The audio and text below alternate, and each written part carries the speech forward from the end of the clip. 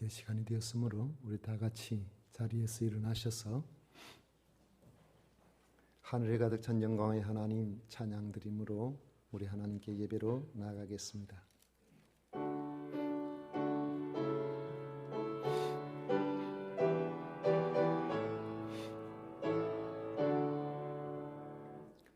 하늘에 가득 찬 영광의 하나님, 온 땅에 충만한 존귀하신 하나님, 생명과 빛으로 지혜와 권능으로 언제나 우리를 지키시는 하나님, 성부와 성자와 성령 삼위의 하나님, 우리의 예를 받아주시옵소서.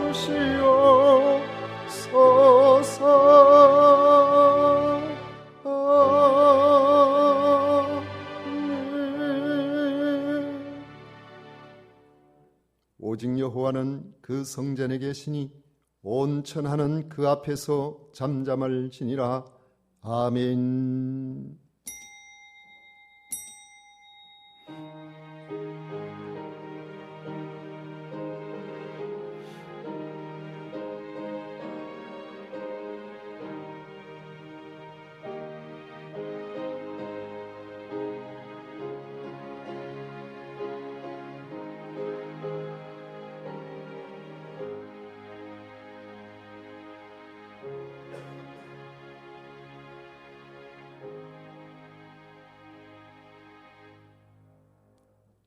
지친 육신과 영혼에게 새 힘을 주시는 성삼위 하나님을 찬양합니다. 오늘도 거룩하고 복된 주일을 맞이하여 주 앞에 나와 예배할 수 있도록 해주시니 진심으로 감사드립니다. 홀로 영광을 받으시고 저희들은 한량없는 은혜로 함께해 주옵소서. 예수님 이름으로 기원하옵나이다. 아멘. 찬송가 10장 다 같이 부르겠습니다.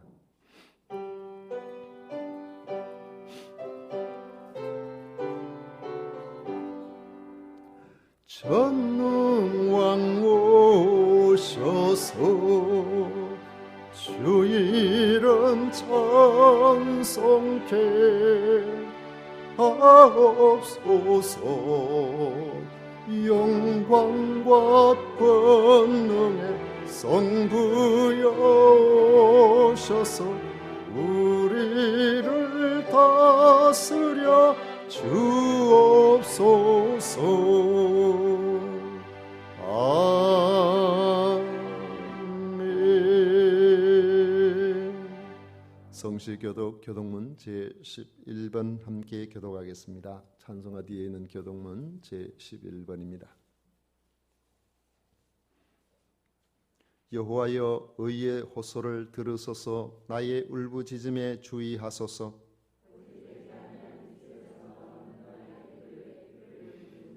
주께서 나를 판단하시며 주의 눈으로 공평함을 살피소서.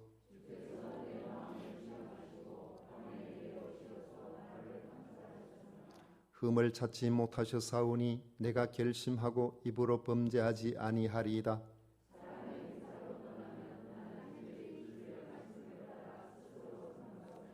부악한 자의 길을 가지 아니하여 싸우며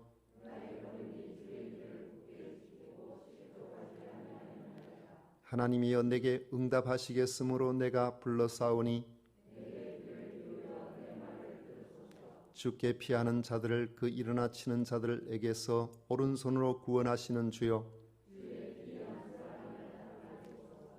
아멘. 다 같이 신앙 고백 드리겠습니다.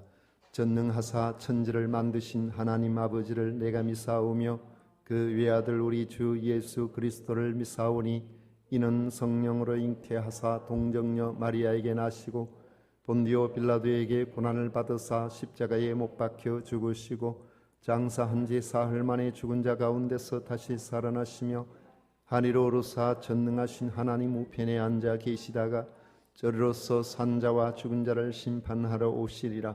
성령을 미사오며 거룩한 공회와 성도가 서로 교통하는 것과 죄를 사하여 주시는 것과 몸이 다시 사는 것과 영원히 사는 것을 미사옵나이다. 아멘. 다 같이 자리에 앉으셔서 찬송가 290장 함께 부르겠습니다.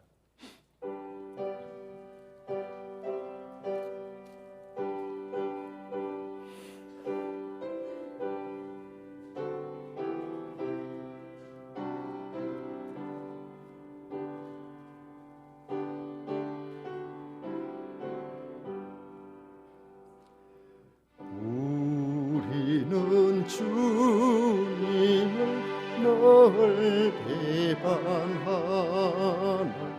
내 주 예수여 전히 날 부르사 그 참되신 사랑을 베푸시나 내 형제여 님을 꼭 따르라. 주 널 위해 비네 주 널 위해 비네 주 널 위해 비네 항상 비시네 주께서 풍성한 은혜를 내려 내 영혼이 나를 보시니 주 예수를 너희도 구주로 섬겨 곧 따르며 풍성한 복 받겠네. 주 널 위해 비네 주 널 위해 비네 주 널 위해 비네 항상 비시네. 무거운 짐 지고 애타는 인생 주 예수께 돌아와 보시으라. 내 주 예수 너희를 돌보실 때에 참복락과 안위가 넘치겠네. 주 널 위해 비네 주 널 위해 비네 주 널 위해 비네 항상 비시네. 아멘. 이 시간 차성수 장로님 우리를 대표해서 기도하시겠습니다.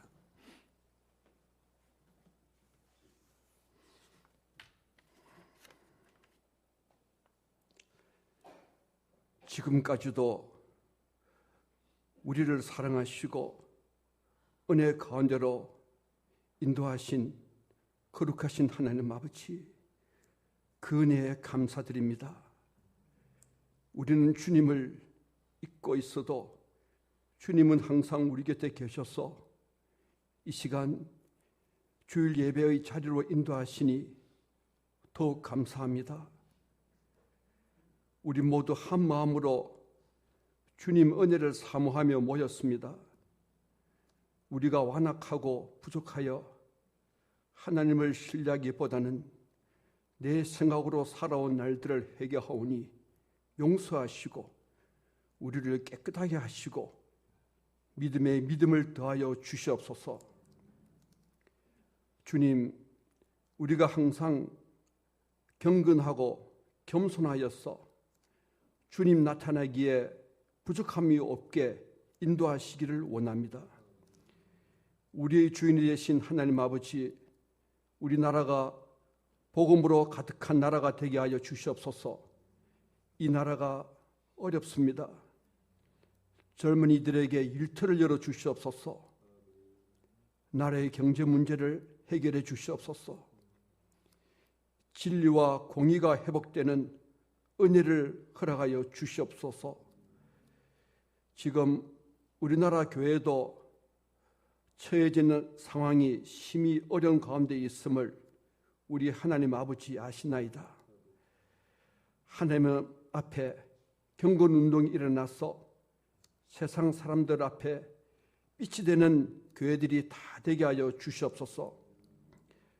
우리 교회도 금산 지역과 진주 지역에 항상 등불과 같은 교회가 되기를 원합니다. 우리 기도를 들으시고 우리에게 때를 따라 돕는 은혜를 더하시고 우리의 삶이 온전히 하나님 기뻐하시는 삶이 되기만을 간절히 바라고 원합니다. 특별히 우리 성도님들 가운데 건강이 좋지 않은 많은 분들이 있는 줄로 압니다. 그들에게 하나님이 특별한 은혜를 더하여 주시고 건강을 회복하여 주시기를 간절히 바라고 원합니다. 우리 성도님들 경영하시는 사업터와 직장을 하나님께서 지켜주시고 이 코로나 사태에서 어려움을 겪지 않도록 하나님 도와주시옵소서. 물질의 궁핍함을 당하지 않도록 저희들에게 물질을 주시옵소서. 주신 물질을 하나님의 뜻에 합당하게 잘 사용할 수 있는 지혜도 저희에게 주시옵기를 간절히 바라고 원합니다. 어려울 때 주님밖에 의지할 곳이 없음을 고백하오니 주님께서 우리의 삶을 주관하여 주시고 하나님 앞에 더욱더 헌신하며 나아가는 성도님들이 다 되게 하여 주시옵소서. 오늘도 우리 각자에게 주신 맡은 바 직무와 사명을 잘 감당하도록 하나님 도와주시옵소서. 우리 목사님에게 영적인 권능과 말씀의 능력을 더하여 주시옵소서. 진리의 말씀만이 강단에서 흘러넘치도록 은혜를 더하여 주시옵소서. 옛날에 광야교회의 낮에는 구름기둥, 밤에는 불기둥으로 인도하시며 역사하셨듯이 하나님 은혜로 부흥의 역사가, 복음의 역사가 우리 교회에서 뜨겁게 일어나도록 저희들을 일깨워 주셔서 전도의 문이 활짝 열리도록 역사하여 주시옵소서. 우리 예배를 통하여 하나님께 영광 돌리는 귀한 예배가 되기를 간절히 바라고 원하오며 거룩하신 우리 주 예수 그리스도 이름으로 기도 올렸나이다. 아멘.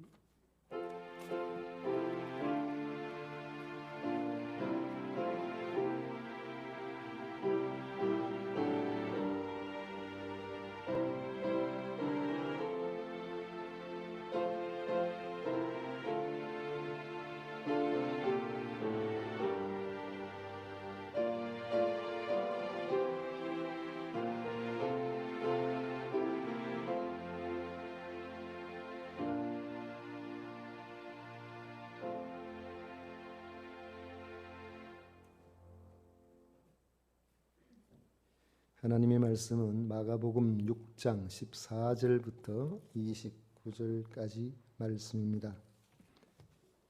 마가복음 6장 14절부터 29절까지입니다.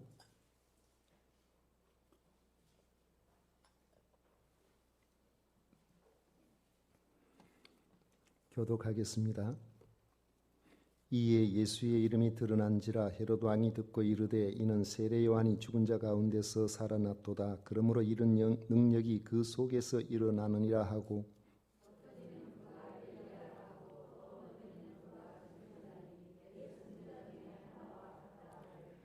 헤롯은 듣고 이르되 내가 목벤 요한 그가 살아났다 하더라.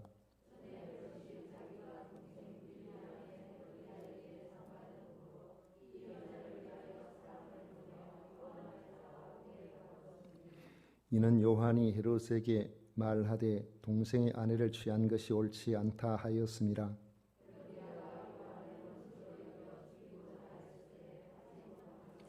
헤롯이 요한을 의롭고 거룩한 사람으로 알고 두려워하여 보호하며 또 그의 말을 들을 때에 크게 번민을 하면서도 달갑게 들음이러라.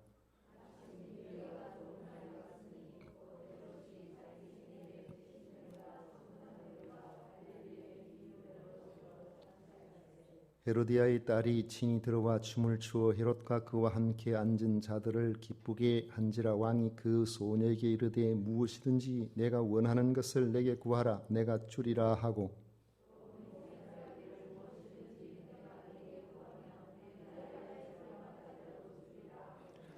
그가 나가서 그 어머니에게 말하되 내가 무엇을 구하리까? 그 어머니가 이르되 세례 요한의 머리를 구하라 하니,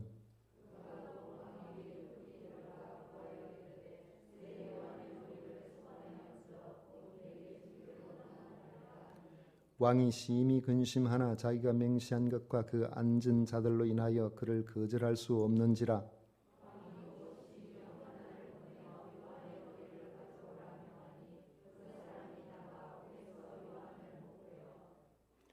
28절 29절 같이 읽겠습니다. 그 머리는 소반에 얹어다가 소녀에게 주니 소녀가 이것을 그 어머니에게 주니라. 요한의 제자들이 듣고 와서 시체를 가져다가 장사하니라. 아멘. 예수님은 제자 파송 훈련과 함께 502열을 비롯한 왕성한 사역을 시작하십니다. 마가는 그 사이에 세례 요한의 죽음에 대한 내용을 상세하게 밝히고 있습니다. 예수님의 앞길을 평탄하게 하려고 온 세례 요한이 순교로서 자기 역할을 마감하므로 당시 유대인들이 세례 요한과 예수님에 대해서 아주 모호하게 중첩되어 있던 관심이 이제 오로지 예수님께로만 집중하게 됩니다. 죽음에 이르게 한 세례 요한의 메시지, 그리고 세례 요한을 죽인 헤롯을 비롯한 주변 인물에 대해서 이 시간 같이 살펴보려고 합니다. 예수님의 명성이 드러나 헤롯 왕의 귀에까지 들어가게 되자 헤롯은 말합니다. 이르되 이는 세례 요한이 죽은 자 가운데서 살아났도다. 그러므로 이런 능력이 그 속에서 일어나느니라 했습니다. 여기 이르되 하는 말은 미완료 시제로서 그가 계속 말하고 있었다, 그런 뜻입니다. 예수님께서 행하신 이적과 기사의 소문을 들은 헤롯 왕은 자기가 죽인 세례 요한이 부활함으로 일어난 일이라고 단정하고 두려운 마음으로 신하들에게, 주변 사람들에게 계속 말해 왔다는 겁니다. 헤롯의 신하들은 이런 두려워하는 헤롯을 안심시키기 위해서 세례 요한이 대사로 나온 것이 아니고 엘리야나 옛 선지자 중 한 사람이라고 말했지만은 헤롯은 그것을 수긍하지 못하고 자기가 목베어 죽인 세례 요한이 살아났다고 생각을 했던 겁니다. 헤롯이 이렇게 생각한 것은 자신의 비도덕적인 행위를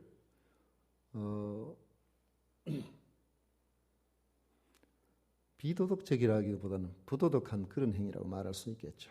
그런 행위를 비판한 이 세례 요한을 죽인 일로 늘 양심의 가책을 받고 있었기 때문입니다. 사실 헤롯은 세례 요한을 죽이고 싶은 생각이 없었습니다. 그럼에도 세례 요한을 죽일 수밖에 없었던 일이 일어났는데 그 경위가 오늘 17절부터 지금 나옵니다. 전에 헤롯이 자기가 동생 빌립의 아내 헤로디아에게 장가든 고로 이 여자를 위하여 사람을 보내어 요한을 잡아 옥에 가두었으니 했습니다. 헤롯이 헤로디아에게 장가든 일을 세례 요한이 잘못된 일이라고, 옳지 않은 일이라고 비판한 일 때문에 세례 요한을 잡아서 옥에 가두어 둔 일이 있었다는 겁니다.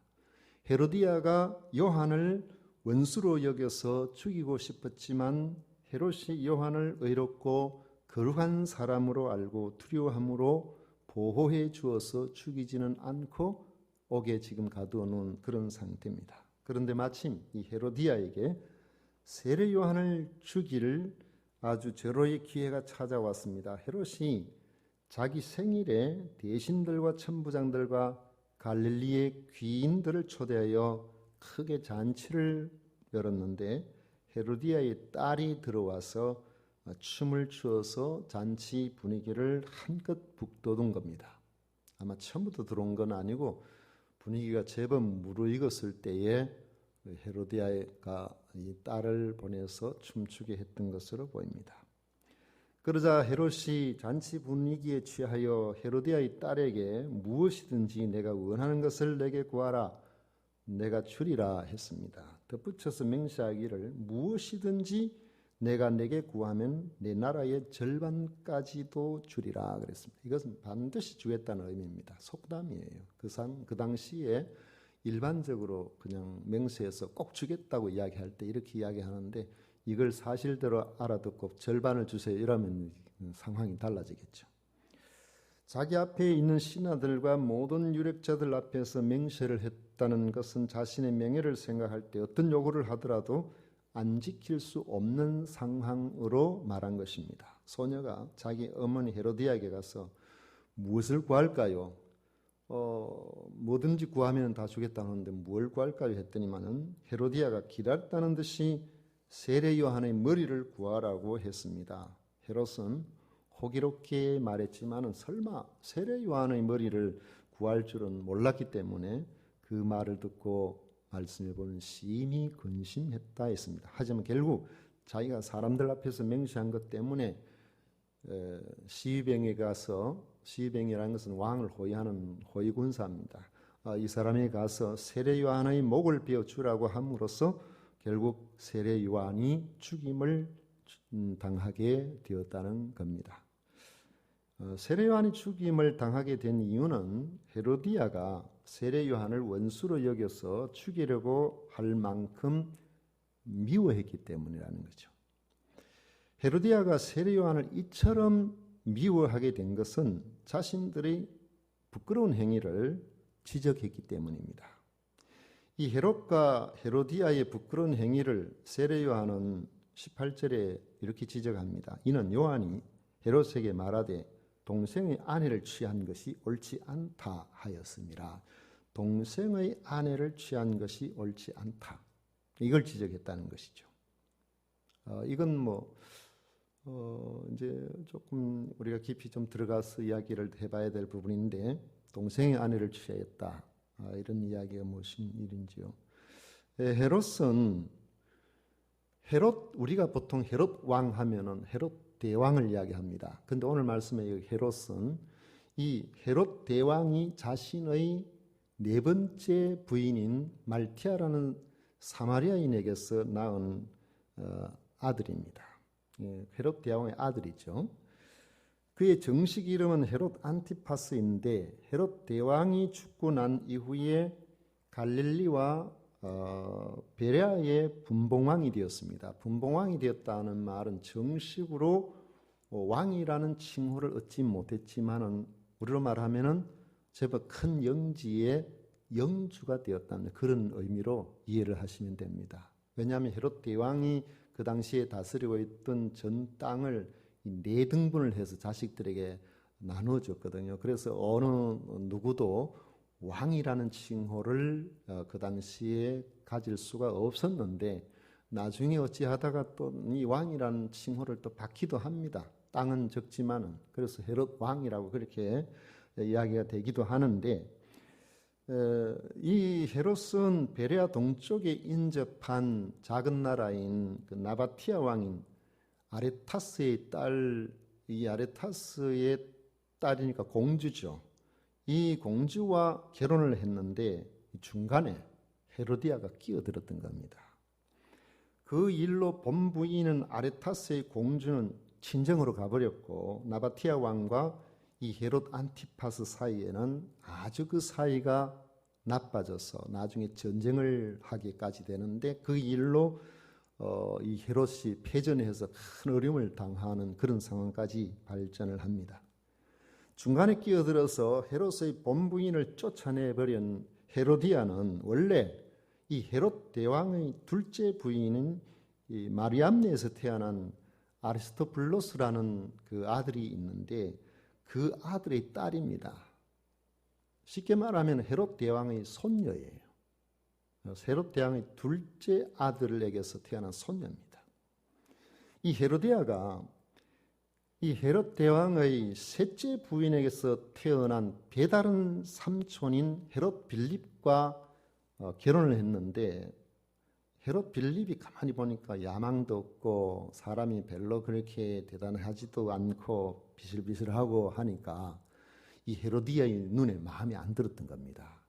그러니까 그 삼촌이었던 그 헤롯 빌립이라는 이 남편을 버리고 또 다른 배다른 삼촌인 바로 이 헤롯 안티파스를 유혹해서 그의 아내를 내쫓고 지금 같이 붙어서 살고 있는 겁니다. 이 상황이 아주 이상한 그런 이 지도층에서 이렇게 되면은 그 백성들의 전반적인 부분에서 나쁜 영향을 주죠. 우리가 유명인이 혹시 뭐 뉴스에 보면 뭐 생명을 스스로 끊었다 이런 이야기가 들면은 자살률이 보통 30% 이상 증가한다 합니다. 상당 기간 그렇게 돼버린대요. 그러니까 지도층의 그 정직성, 지도층의 청렴성 이런 것은 누구에게나 요구되는 그런 덕목입니다. 이런 상황이 되니까 세례 요한이 헤롯의 이런 부도덕성을 지적한 겁니다. 제7계명을 어겼죠. 간음하지 말라는 것. 제10계명을 어겼죠. 내 이웃의 집을 탐내지 말라. 내 이웃의 아내나 그의 남종이나 그의 여종이나 그의 소나 그의 낙이나 무릇 내 이웃의 소유를 탐내지 말라 그랬습니다. 또 근친상간이 생겼죠. 레위기 20장 21절에 보면 누구든지 그의 형제의 아내를 데리고 살면 더러운 일이라. 그가 그의 형제의 하체를 범함이니 그들에게 자식이 없으리라 그랬어요. 세례 요한은 이 헤롯 안티파스의 파렴치하고 부도덕한 범죄를 보고 과거에 나단 선지자가 다윗에게 했던 것처럼 엘리야가 아방과 그 시대 이스라엘의 지도자의 불의를 비판한 것처럼 직언을 서슴지 않았던 것입니다. 그 일로 헤롯은 이 세례 요한을 투옥시켰어요. 더 이상 가서 자꾸 말하지 못하도록. 이 유대 역사가 요세푸스는 이 베레아 지방이면서 사해 동쪽에 위치한 요새인 마르케스 산성에 있는 감옥에다가 이 세례 요한을 투옥했다고 밝히고 있습니다. 자기의 생명을 빼앗을 수 있는 권력자의 비리나 부도덕성에 대해서 단호하게 비판한다는 것은 박해를 감당할 용기가 없으면 가능하지 않습니다. 여기에 대해서 칼빈은 이렇게 주석합니다. 세례 요한의 경우는 종종 필요할 때마다 모든 신실한 선생들이 소유해야 할 용기가 무엇인지를 보여주는 좋은 예라고 할 수가 있다. 그 용기란 바로 크고 권세 있는 자들의 진노를 불러일으키기를 두려워하지 않는 용기이다. 인간들을 용납하여 그의 잘못을 묵인하는 자는 신실하게 하나님을 섬기는 자가 아니다 그랬어요. 세례 요한은 정의와 상식이 무너진 권력의 핵심부를 향하여 비판을 함으로 감옥에 갇히게 된 것입니다. 이 본문을 보면은 헤롯이 세례 요한을 투옥하고 세례 요한의 목을 베도록 명령했지만 이 세례 요한을 죽음에 이르게 한 사람은 사실상 헤로디아입니다. 헤로디아는 배다른 삼촌인 헤롯 빌립과 결혼을 했지만은 자신의 야망 때문에 그를 버리고 또 다른 배다른 삼촌인 헤롯 안티파스를 유혹하여 아내의 자리를 빼앗은 사람입니다.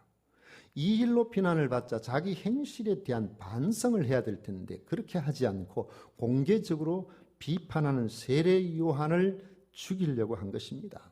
19절에 보면 헤로디아가 원수로 여겨 죽이려고 하였으되 하지 못한 것은 이라는 말은 헤로디아가 자신의 치부를 드러내는 세례 요한을 단순히 미워했다는 정도가 아닙니다. 아예 세례 요한에 대한 악감을 가지고 그를 죽이기 위해서 계속 시도했다는 뜻입니다. 그러나 자기 뜻대로 되지 않는 것은 결정권자인 헤롯이 세례 요한을 의롭고 거룩한 사람으로 알고 두려워해서 그를 보호해 주었기 때문입니다.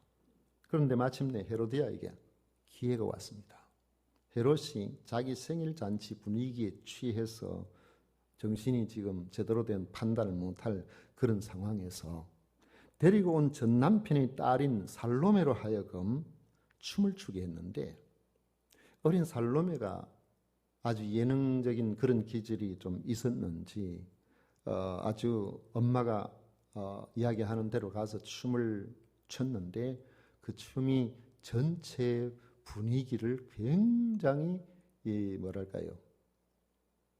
분위기를 확 띄우는 그런 경우가 되었다고 볼 수 있겠죠.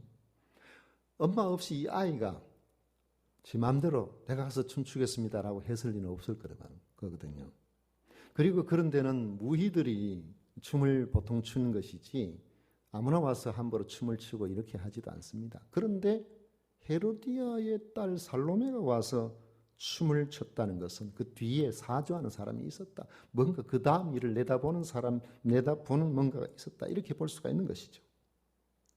아이들 재롱에 어른들 지갑이 열리듯이 연애에 취해 기분이 좋아진 헤롯이 자기의 위세를 뽐내면서 혼장담할 그런 모습도 헤롯 안티파스를 가까이서 지켜볼 때 헤로디아가 충분히 예상할 수가 있었던 그런 부분이라고 볼 수 있겠죠. 22절 23절에 보면 헤로디아의 딸이 친히 들어와 춤을 추어 헤롯과 그와 함께 앉은 자들을 기쁘게 한지라 왕이 그 소녀에게 이르되 무엇이든지 내가 원하는 것을 내게 구하라 내가 주리라 하고 또 맹세하기를 무엇이든지 내가 내게 구하면 내 나라의 절반까지라도 주리라 하거늘 했습니다. 이 살로메가 어머니 헤로디아에게 가서 내가 무엇을 구하리까? 헤로디아는 한치의 망설임도 없이 세례 요한의 머리를 구하라. 아마도 헤롯의 생각에는 뭘 네가 원하는 것 구해라 하면 무슨 아주 귀한 이 보석을 구하기나 어떤 그런 생각을 했겠죠. 그런데 머리를 구하라. 그 어머니의 딸답게 헤롯에게 가서 세례 요한의 머리를 소반에 얹어 곧 내게 주기를 원하옵나이다 그랬어요. 참 얼마나 이게 살벌하고 잔인한 일입니까? 헤롯은 생각지도 못한 요구에 심히 근심하나 자기가 한 맹세를 들은 그 자리에 있는 사람들 때문에 거절을 못하고 세례 요한의 목을 베어오도록 했습니다. 헤로디아는 자기가 원하는 것을 얻을 수만 있다면 수단과 방법을 가리지 않는 악한 여인이었던 것입니다. 자, 그런데 우리가 생각해 보십시오. 헤로디아는 악한 여인이다. 본성부터가 이 악한 여인이다. 이렇게 규정을 할 수 있다면 헤롯 안티파스라는 사람을 규정하기는 참 쉽지 않아요.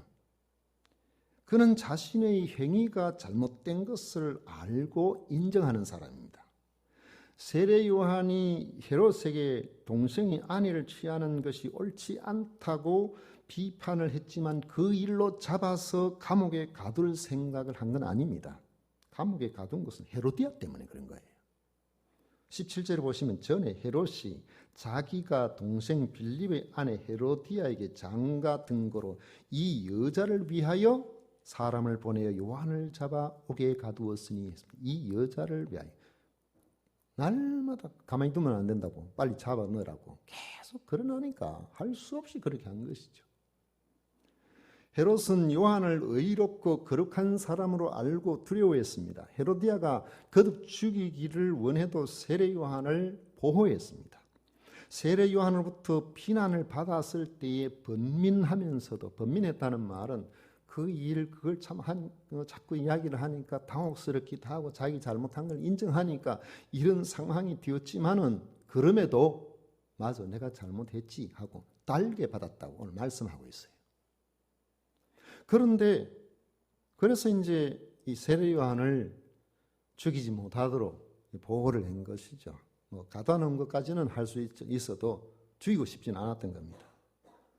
그러다가 괜히 분위기에 휩쓸려서 자기를 과시하며 혼장담하다가 헤로디아의 올무에 걸려 결국에는 이 세례 요한을 죽음에까지 내어주게 된 것입니다.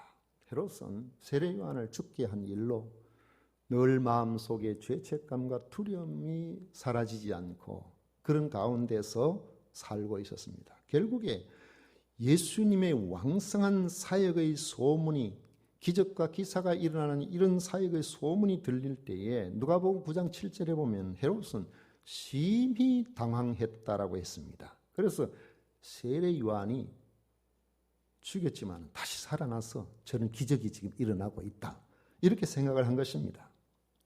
사실 헤롯을 보면은 이런 사람은 그렇게 악한 사람 같은 생각이 들지 않습니다. 세례 요한을 의롭고 거룩한 그런 사람으로 알고 두려워해서 보호하고 또 자신의 허물에 대해서 지적할 때 당황하면서도 부정하지 않고 그것을 달게 받아들였습니다. 여러분, 이런 사람 많지 않아요. 사람이 잘못해도 지적하면 한순간에 딱 방어막을 치고 그리고 그 사람에게 여러 가지로 변명합니다. 내만 그러냐? 당신은 나보다 더 낫느냐? 뭐 온갖 하는 말이 있잖아요. 온갖 이야기들을 다 하게 되면서 자기를 그 자리에서 빠져나가려고 하는데 지금 헤롯은 안 그렇습니다. 그 사실을 인정합니다. 이런 사람 많지 않잖아요. 그럼 보면은 이 헤롯의 성품이 그렇게 나쁜 사람은 아니라는 것이죠. 그럼에도 헤롯은 본디오 빌라도가 예수님을 십자가에 못 박은 책임을 면하지 못한 것처럼 세례 요한을 죽인 책임을 면할 수가 없습니다. 왜냐하면은 보십시오. 빌라도는 예수님이 죄가 없다는 걸 알았어요. 그래서 대야에 가져다가 손을 씻으면서 나는 죄 없다, 너희들이 그랬다 이러면서도 풀어주지 아니하고 결국 십자가에 못 박았잖아요. 이 빌라도도 예수님 죄가 없다는 것을 알고 있었거든요. 그런데 그 자리에 있었기 때문에 그 책임을 면할 수가 없었던 것이죠.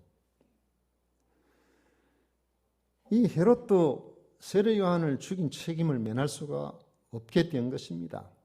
그 이유는 의로운 삶에 대한 마음과 세상과 육체의 욕망이 자신을 분열시켜버렸기 때문에 그런 겁니다. 우리가 이 점을 좀 깊이 생각해 보려고 합니다. 아니, 이 지금부터 설교가 시작된다는 말이 아니고 결론이 그렇다는 거예요. 자기 분열, 내적인 분열이 일어나면요, 마음이 정한 사람이 아니에요. 저 사람이 옳기는 옳은데, 저 사람이 좋은 사람인 좋은 사람인데, 나는 저 사람이 바로 이야기하는 것이고 내가 잘못되는 건 알지만 주변 환경이 그렇지 못하니까 저 사람 편을 들 수가 없어. 여러분, 이렇게 된다고 하면 그건 자아분열이 일어나는 거예요. 하나님 나라에 합당한 사람은 그런 사람이 아니라는 것입니다.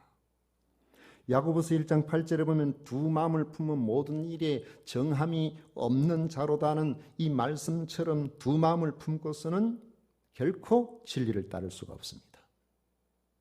그래서 예수님을 믿는 사람은요, 좀 못된 사람이 돼야 돼요. 못됐다고 하니까 악하다는 뜻이 아니고 야무진 사람, 끊고 맺는 결단력이 있는 사람, 그런 사람이 돼야 구원의 길을 들어가는 것이지. 이 사람이 이야기하면 맞아, 당신 말이 옳아, 당신 말이 옳다고 실컷 그려놓고는 자기 이해관계에 매이면은 그래도 하면서 다르게 행동해버려요. 그건 그리스도인들이 살아가는 삶의 방식이 되어서는 안 되는 겁니다. 야고보서 4장 8절에 야고보는 촉구하기를 하나님을 가까이 하라. 그리하면 너희를 가까이 하시리라. 죄인들아 손을 깨끗이 하라. 두 마음을 품은 자들아 마음을 성결하게 하라. 두 마음을 품은 자들아, 두 마음 품으면 안 된다는 거예요.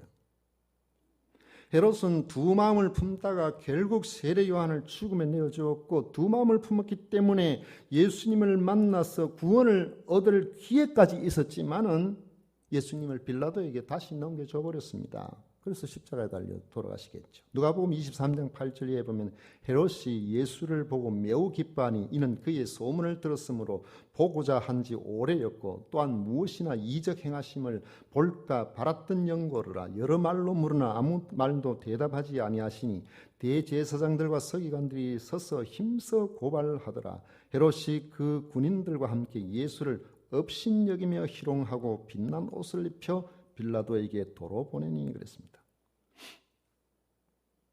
기적 일으키고 이적 일으킨다고 하니까 막 두려워하고 막 그렇게 했는데 자기 앞에서는 아무것도 안 하거든요. 그러니까 생각을 바꿔 먹은 거지. 아무것도 아니네. 그렇게 생각을 한 거죠. 재미있는 표현이 있습니다. 누가복음 23장 12절에 보면 헤롯이 그 군인들과 함께 예수를 업신여기며 희롱하고 빛난 옷을 입혀 빌라도에게 도로 보내니 헤롯과 빌라도가 전에는 원수였으나 당일에 서로 친구가 되니라 그랬어요. 아마도 어깨동무하고 지옥 가는 친구가 된 거 아닌가, 그런 생각이 들어요. 악한 헤로디아와 같은 사람은 구원을 받지 못하는 것이 아니고, 헤롯같이 어떤 면에서는 우호적인 사람도 결단하지 못하면, 마음이 분열되어 있으면 구원의 은혜를 얻지 못합니다. 구원은 결단하고 주님께 나오는 사람에게 주어집니다. 결단은 진리를 거부하게 만드는 상황을 만날 때에 그 상황에 자기 이해관계에 휘둘려서 우왕좌왕하지 않고 하나님이 기뻐하시는 자리를 선택하는 것을 말하는 겁니다. 헤롯 안티파스를 보면 참 안타까운 마음이 듭니다. 세상에도 좋은 사람들이 제법 있지만 이 헤롯 안티파스 같은 사람 좋다는 소리를 듣는 그런 경우가 있는데, 사람 좋다는 소리를 듣는 것만으로는 여러분 우리가 만족해서 안 됩니다. 그건 착각이에요. 결단이 믿음입니다. 오늘 우리들이 가지고 있는 우리의 신앙이 진리를 위해서 죄악과 단절하기를 결단하고, 우리를 박해하는 여러 상황과 단절하기를 결단하고, 주님께서 기뻐하시는 그 길을 한결같이 걸어갈 수 있는 그러한, 남들이 무엇이라고 하든지 이 믿음을 지켜나가는 이런 여러분들의 결단이 여러분을 구원에 이르게 한다는 사실을 기억하시기를 바랍니다. 기도하겠습니다. 고마우신 하나님 아버지, 감사합니다. 저희들에게 오늘 헤롯 안티파스의 그 우유부단하고 그런 모습들을 보면서 오늘 우리가 이 시대에 사람들로부터, 주변의 환경으로부터 혹은 자기 자신에게 유익된 것을 통해서 진리의 문제에 결단하지 못하고 우왕좌왕하는 경우가 없는지 우리 자신을 돌아보기를 원합니다. 아버지 하나님, 상황이 어떠하든지 우리가 가진 이 믿음, 이 진리 한결같이 감당하여 주님 앞에 인정받는 우리 모두가 되게 하여 주옵소서. 예수님 이름으로 기도드리옵나이다. 아멘. 찬송가 341장 함께 부르겠습니다.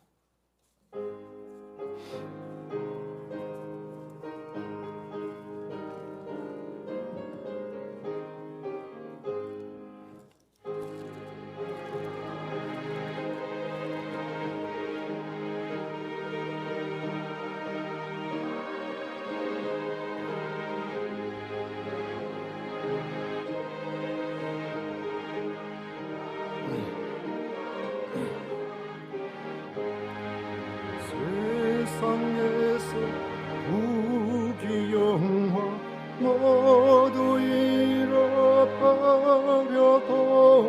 주의 평안 내가 받고 영생 복을 받겠네.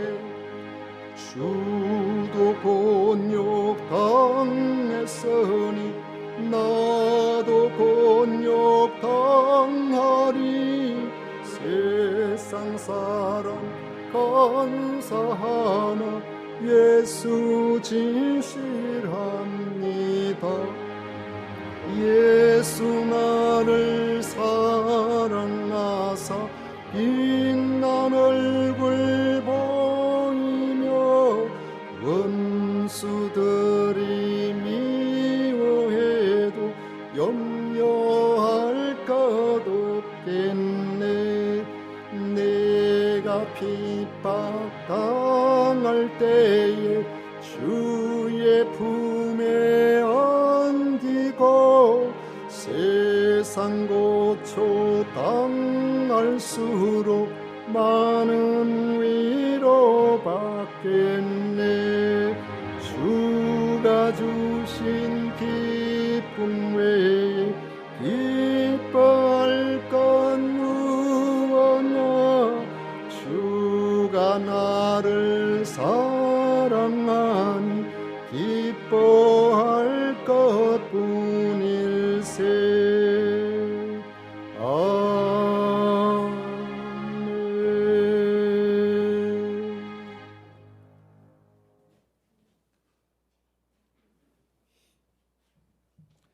우리 하나님께 드린 예물 봉헌 기도 올려드리도록 하겠습니다. 하나님 아버지 감사합니다. 저희들을 이처럼 사랑하사 하나님의 자녀 삼으시고 구원받은 하나님의 사람으로 결단한 믿음 가운데 이르게 하신 것을 감사하고 찬양합니다. 오늘도 거룩한 날을 맞이하여 주 앞에 예배드리기를 기뻐하는 성도들이 주님 앞에 나와 귀한 예물을 구별하여 드립니다. 드린 손길들마다 은혜를 더하여 주시고 우리 하나님 흠양하시며 이 예물이 하나님 정말 필요한 곳에 잘 쓰여질 수 있도록 해 주시옵고 또 아버지 하나님 드린 손길들마다 풍성하신 은혜로 고난 가운데 하나님 살아계시고 역사하셔서 성도를 곁에서 돕는 분임을 아버지 하나님 마음껏 알 수 있도록 은혜를 더하여 주옵소서. 오늘도 아버지 하나님 11조로 건축헌금으로 선교헌금으로 주일헌금으로 감사헌금으로 드리는 손길들마다 한량없는 주의 은총 귀한 사랑으로 함께해 주옵소서. 윤요셉 집사, 정성경 집사 이사하고 이사 감사 예물을 이사 예배를 드리고 감사 예물을 드립니다. 그 가정에 아버지 하나님 새롭게 또 이렇게 같이 한 가정을 잘 그려갈 수 있도록 은혜를 다하여 주시고 함께해 주옵소서. 오늘도 주님 앞에 나온 우리 모든 믿음의 식구들 함께해 주시고 어려운 시기에 또 성도를 섬기는 일로 각 분야에 수가 위에 쓰는 모든 주의 백성들을 위로하여 주시기를 원합니다. 함께해 주실 줄 믿고 감사하오며 예수님 이름으로 기도드리옵나이다. 아멘. 지금은 우리 구주 예수 그리스도의 은혜와 하나님 아버지의 놀라우신 사랑과 성령 하나님의 위로 축복 교통하시니 오늘도 겸비 주님 앞에 나와 결단하는 믿음으로 아버지 하나님 기뻐하시는 성도의 삶을 살기를 원하는 모든 성도들 위해 영원토록 함께 있을지어다. 아멘.